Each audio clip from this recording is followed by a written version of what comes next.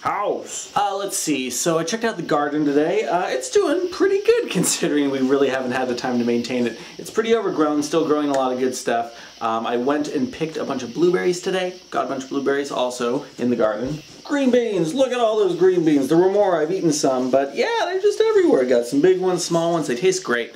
And they aren't, unlike a lot of things that happen in an organic garden, they're not being eaten by caterpillars and bugs and that kind of thing. For some reason, all the leaves around the string beans are being eaten quite a bit, but the green beans are totally whole. They're great. There's a close-up of one. Yummy. I don't actually like cooked green beans, but crispy, fresh like that, fantastic, can't go wrong.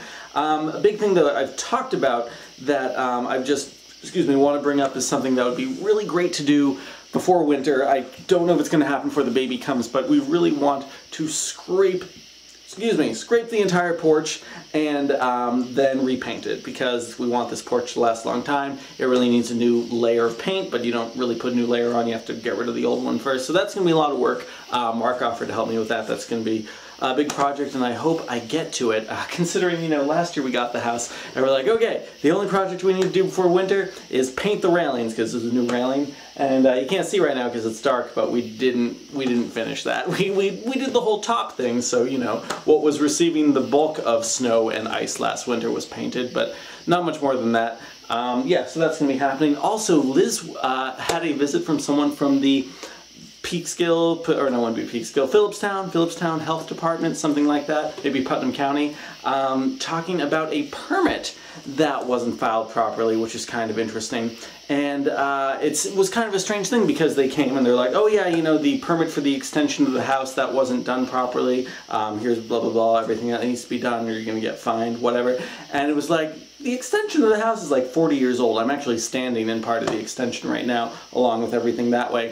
And so that was like, okay, well, first of all, we just bought the house. We're not the previous owners. And it's like, well, the previous owners really should have filed the paperwork properly. And it's like, okay, but does it take 40 years to figure out that it was filed improperly? What we realized was going on was this was a permit that was filed last year when they put a new railing on around the porch. As I just said, you know, we had to paint it.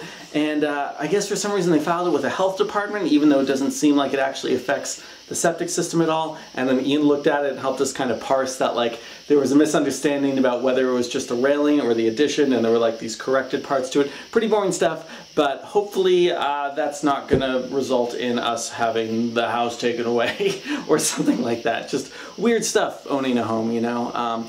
Yeah, other random things. I finally brought a fan in, got a fan working. I brought the hose out so it's easier to water the garden. I mowed the lawn with our electric mower in a very kind of quick way. If it was light out, I'd show you outside. There's this very kind of like kind of wonky patch of mowed lawn up the hill where it's like, you know, we never go up here, but I wanted to see where I could get on that single charge. So that worked out pretty well. But most importantly this week, car. Jeep Patriot 2007, 130,000 miles, standard. That's our new car.